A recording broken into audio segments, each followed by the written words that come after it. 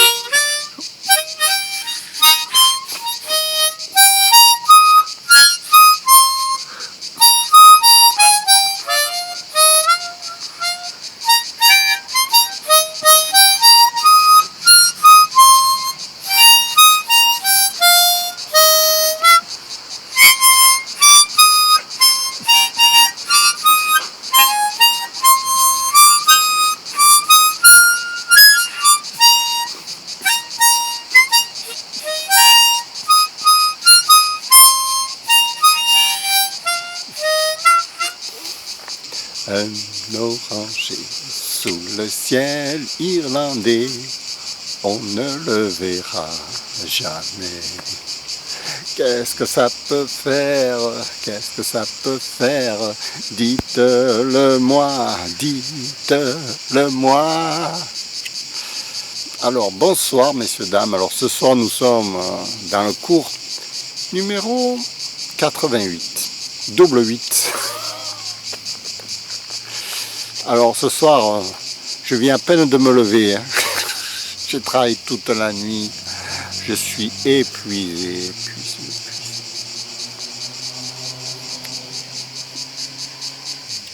Mais ça fait rien. Je me suis dit, il vaut mieux faire une petite marche comme ça. Aller voir les collègues. Les collègues, bien sûr. Je fais pas ça pour les... Je fais ça pour les collègues. Les collègues.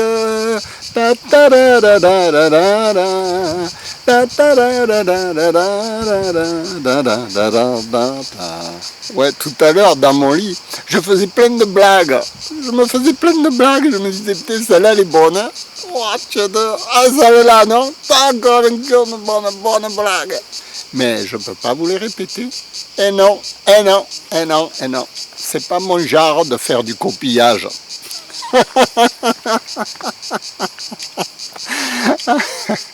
Bon, enfin. La dernière fois, je vous parlais d'un élément très intéressant. Alors je me suis dit, je vais leur parler de ça. Parce que moi, Philou Dingo, je suis là pour vous apprendre à jouer à la comédie. Pas qu'à vous faire rire.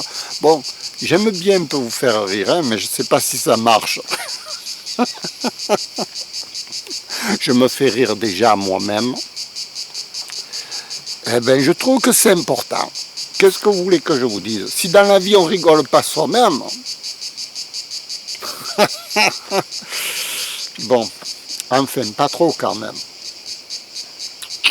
Non, parce que... Oh là là, oh là là, oh là là, oh là là, oh là là là là. Toutes les embrouilles qu'il y avait dans ma tête, oh là là là là là là.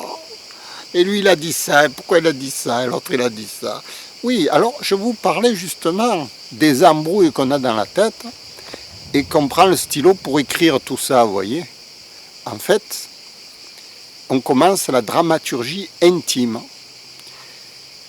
Cette dramaturgie intime, alors, soit on la réfère soi-disant à nous-mêmes,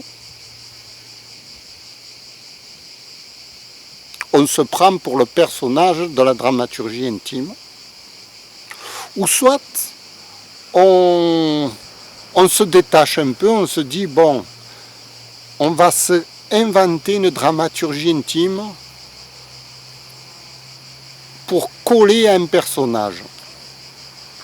Comme ce que je fais dans Ivan Ivanovitch, je m'invente une dramaturgie intime qui colle à celle du personnage. Évidemment, ce n'est pas ma dramaturgie intime de Jean-Philippe Tchifteyan, celle que je vous raconte dans le livre. Mais quand on la lit, elle est tellement vraie sur nature qu'on y pense. On se dit c'est lui, c'est lui, c'est lui. Or non, puisque je suis en train de construire mon personnage d'Ivan Ivanovitch. Ivan Ivanovitch, c'est pas moi. Ivan Ivanovitch, il était en 1886, je vous rappelle. C'est un personnage d'Anton Tchekhov. Il n'y a que Filoudengo qui est actuel. Oui, parce que Filoudengo, c'est le fils d'Ivan Ivanovitch, si on peut dire. C'est son fils, c'est le frère de Jean-Philippe Tchifteyan. Mon père, il dit que je suis son frère. Hein. Filoudengo, c'est le frère de son fils. D'un coup, il s'est aperçu qu'il avait deux fils. Un qui était à la télé, qui s'appelle Filoudengo, et moi. Non, l'autre. Non, parce que Filoudengo, celui que je vous présente là, il n'a rien à voir avec Jean-Philippe Tchifteyan. Jean-Philippe Tchifteyan, c'est un personnage, ceux qui le connaissent, ils savent très bien qu'il ne parle pas comme ça. Hein. Il n'a jamais parlé comme ça. Filoudengo, il est un peu extraverti, lui. Lui, il y va, il dit n'importe quoi, il dit plein de choses. Là. Il n'a pas honte. Hein. Non, il n'a pas honte. Il est fait pour ça, il se sent bien. Il se sent bien en public.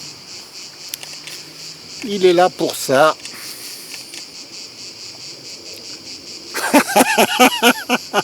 Bon, enfin.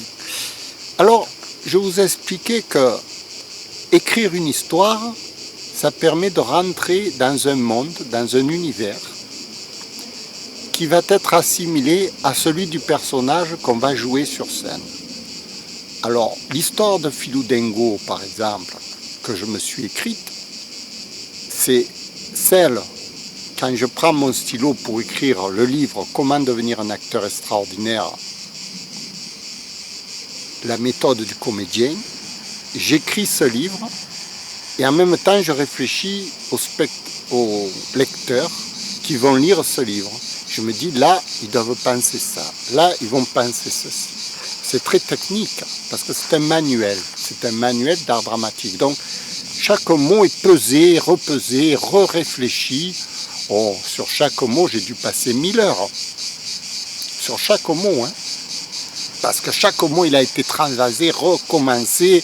Chaque phrase a été remaniée 1000 fois. Ça fait 20 ans que je travaille dessus et il se lit en 2 heures. Vous imaginez, j'en ai des versions de Comment devenir un extraordinaire, j'en ai 500, je crois, 500 versions différentes de ce petit livre. Bon, je vous présente la dernière, évidemment, je ne vais pas vous présenter, parce que je l'ai améliorée. Je suis arrivé à la perfection de ce qu'on peut expliquer aux gens. Et avec cette perfection, je me suis dit, quand même, va leur expliquer directement, quoi. Qu'est-ce que tu t'embêtes à leur dire dans un livre, alors que tu peux leur parler directement. Et vas-y, tu leur parles, tu leur expliques tout ça. Et voilà, Filoudengo, il est là. Et c'est celui qui a écrit ce livre et qui vous explique maintenant ce qu'il a mis dans ce livre. Vous voyez? Ah, il a travaillé longtemps, Filoudengo. Filoudengo, ça fait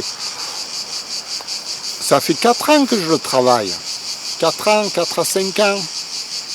Voilà, et maintenant il apparaît comme ça, devant la caméra, parce qu'il s'est acheté une caméra pour paraître en public. Voilà, évidemment, il va évoluer sans doute. Moi, ce que j'aimerais, c'est qu'il fasse un peu des blagues, vous voyez, qui sont un peu comiques, Filoudengo. En même temps qu'il explique. Un professeur un peu folding, un peu dingo, un peu filou, un peu tout ça, ouais. Voilà, ça. Alors, cette histoire, donc, je vous dis, ça va vous projeter dans un univers. Et dans cet univers, c'est comme quand vous êtes, vous savez, dans les jeux vidéo. Ils vous projettent dans un univers avec une mitraillette, avec des trucs, des bazookas, de tout. Allez, tapez, tapez dedans, allez-y. Bon. Ils vous laissent pas le choix, hein. Ils vous disent pas, non, maintenant tu peux aller, si tu as envie, tu vas chez toi, tu te reposes, tu fais pas la guerre, hein. Tu n'es pas obligé. Ils te laissent pas le choix dans le jeu vidéo. Ils te laissent pas le choix de créer ton personnage que tu veux être. Peut-être que tu as envie de les soigner, ces gens, au lieu de les tuer. Ou peut-être que tu as envie de leur parler, de jouer aux cartes, hein. Ou peut-être que tu n'as pas envie de les voir. Je sais pas, moi. En fait, cette histoire, elle va vous mettre dans un monde créé de toutes pièces, un monde imaginaire, mais qui est dérivé de la réalité. Et vous allez vous y croire dans ce monde. Moi, je m'y crois, par exemple, là, en ce moment, quand je joue le Filou Dingo, je m'y crois, hein. Ah ouais, là, je m'y crois, là. Là, je m'y crois que je suis un professeur, vous voyez. Ah ouais, sinon, je ne le ferai pas. Même si je sais que, potentiellement, je dis des conneries à 99%. Quand je vais me revoir, peut-être dans 20 ans, quoique, je ne sais pas. Mais enfin, plus tard, un jour, sûrement on va dire, Filou Dingo, ben c'est à la ramasse. Il y a d'autres choses qui ont évolué, vous voyez. C'est comme la science, elle évolue toujours. Bon, actuellement, en science du comportement humain, on en est à l'hypnose ericksonienne, on en est à des choses comme ça. Bon, on parle de ça. Mais ça va évoluer. Alors, Filou Dingo, si vous voulez, il est à la pointe de la recherche psychologique des hommes, qui sont tels qu'ils sont actuellement. Et alors, ça se rapporte un peu à un gourou, vous voyez, dans les religions, ça se rapporte à quelqu'un, à un sage, à quelqu'un qui va vous donner la bonne parole, quoi, qui va vous... Ça se rapporte à toutes ces sciences, la science du comportement humain. Qu'est-ce qui fait que dans votre vie, vous allez être heureux? Alors, dans ce monde imaginaire, chacun va réagir avec son propre caractère. Et c'est ça qui est explosif et en même temps dangereux et en même temps, comment je peux dire, périlleux. Parce que, par exemple, celui qui est égoïste, qui pense qu'à lui, à sa propre personne, bon, quand il va rencontrer quelqu'un dans son monde imaginaire, il va vouloir l'exploiter. Dans son monde imaginaire, je parle. Donc, ça va être un acteur avide, rapia, tout ça, qui va essayer de mettre, ou un manipulateur, etc. Et vous en avez pas mal là, dans les écrans, comme ça, des types comme ça. Ils s'en rendent même pas compte qu'ils le montrent devant tout le monde. Je les blâme pas. Oh là là, non. Moi, au contraire, c'est mon travail. Vous voyez, je veux dire, chacun il est comme il est. Je dis pas que lui il est mieux que l'autre. Ça m'est égal, moi. Ils ont qu'à être comme ils veulent. Oh là là. Si le gars il est plus content d'avoir de l'argent que celui qui n'en a pas, je lui donne raison. Il a qu'à être content d'avoir de l'argent. Vous voyez ce que je veux dire? Pourquoi je vais m'opposer?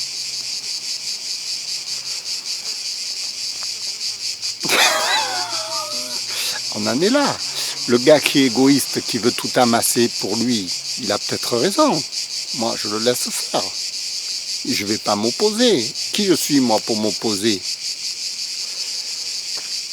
Moi, mon but, c'est de faire un film avec tout ça, avec les personnages. Alors, j'aime bien qu'il y ait des méchants, qu'il y ait de tout, qu'il y ait des voraces, parce qu'au contraire, ça va faire Zorro, un film très extraordinaire. Ça va faire le justicier qui va venir sauver la veuve et l'orphelin, vous voyez. Ça va être des films comme ça. Bon.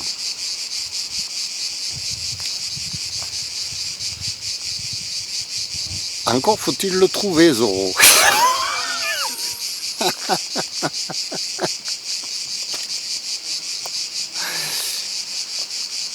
Mais je veux dire, on n'est pas là pour juger les gens.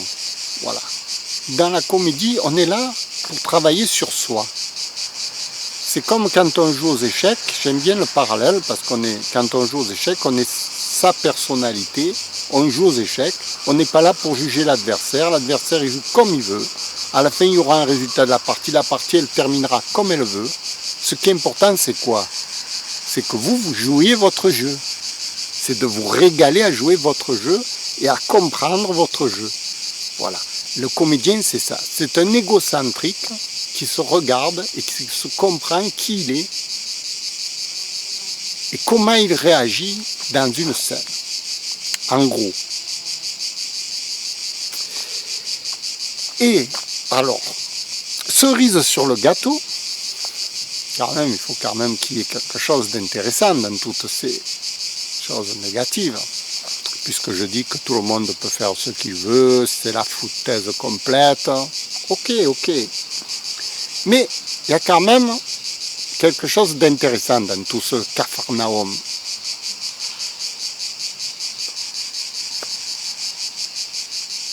C'est que celui qui joue bien, il va gagner la partie.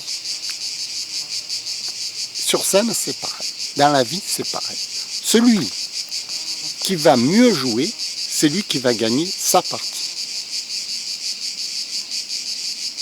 Qu'est-ce qu'il va gagner? Le droit d'être heureux. Il va gagner un bonheur interne, un bonheur profond, d'avoir bien joué sa partie. C'est un peu comme le vieillard qui a fini sa vie et qui après qui se regarde, il se dit « Ah, quand même, j'ai fait des belles choses dans ma vie. » Il est content de mourir. Voilà. L'acteur, c'est pareil. C'est quelqu'un qui joue son jeu et qui après contemple ses exploits. Et qui se dit « Quand même, j'ai bien joué là. Ah, j'ai bien joué. » C'est comme une partie d'échecs. Voilà, tu as bien joué. Tu as bien joué. Tu es content de toi. Voilà. Et cette finalité d'être content de soi, pourquoi? Parce qu'on a trouvé des solutions à des problèmes qui paraissaient insolubles au départ. Une partie d'échecs, c'est très complexe. Hein. Je ne sais pas si vous connaissez. Et la scène encore plus. La scène, jouer un acteur sur scène, c'est ce qu'il y a de plus difficile dans le monde.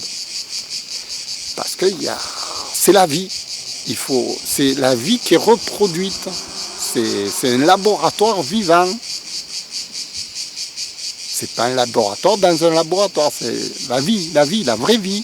C'est la vie. La scène, c'est la vie.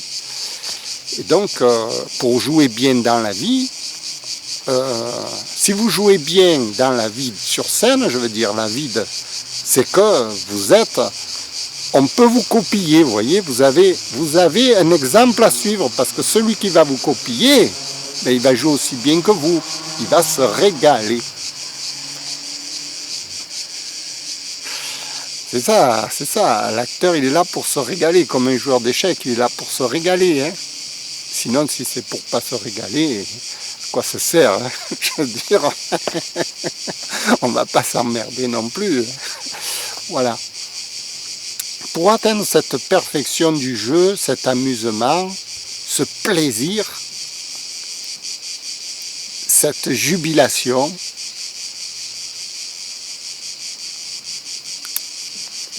alors, cerise sur le gâteau, c'est que cette jubilation, elle peut être à double sens. C'est-à-dire que vous pouvez aussi régaler votre partenaire. Ça peut être expansif, ça peut être jouissif dans toute la salle, vous voyez. Ça peut être démultiplicateur, c'est comme le bon Dieu qui multiplie les pains. Voilà, c'est pareil, c'est le bonheur qui se multiplie. Vous multipliez les peines du bonheur. Et ça, c'est fabuleux. Quand par exemple, quelqu'un trouve une solution à un problème, tout simple. Vous cherchez de l'eau dans le désert, il n'y en a pas. Celui qui la trouve, mais il rend tout le cas heureux. Il a multiplié les pains tout à coup. C'est pareil, le comédien c'est pareil, il trouve des solutions sur scène. Quand il trouve des solutions et que les autres ils comprennent, parce qu'il faut comprendre ce que c'est. Pourquoi je fais ça, justement, c'est pour que vous compreniez. Pour que vous disiez, waouh, Philou Dingo, waouh. Et oui, c'est pour quand même que j'ai une gloire personnelle, vous voyez. Sinon, si on joue pour rien, il n'y a pas de plaisir, il faut quand même qu'il y ait une récompense à la fin. Moi, je suis certain que vous allez faire « Waouh, Philou Dingo !» Pourquoi? Parce que j'ai trouvé de l'eau, moi, dans le désert. Et cette eau, je vous la montre où elle est. J'ai écrit le livre pour ça, pour que vous en buviez aussi, pour que vous disiez « Waouh !» Parce que moi, je ne vais pas mourir de soif si vous en buvez aussi de l'eau. Il y en a pour tout le monde, hein.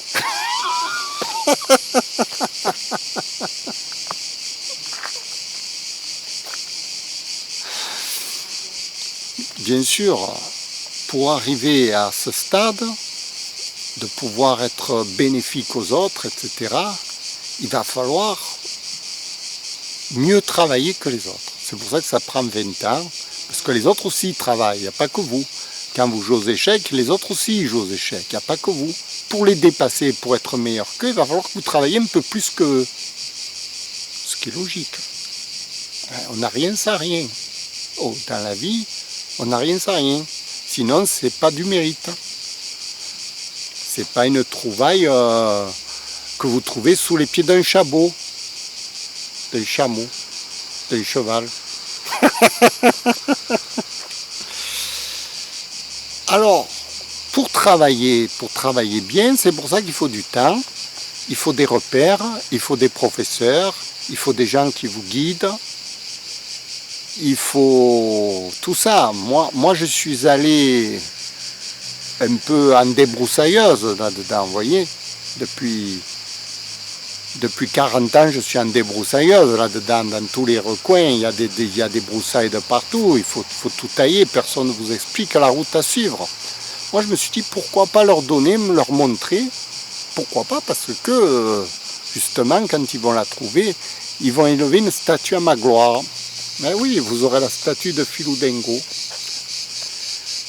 Moi, je voudrais bien qu'elle soit au Vieux-Port, ma statue, en bas de la Canebière, devant les bateaux, avec un signe comme ça, qui regarde loin. Vous voyez, qui regarde l'horizon, comme ça. Oui, une statue avec mon chapeau, comme ça, qui scrute l'horizon.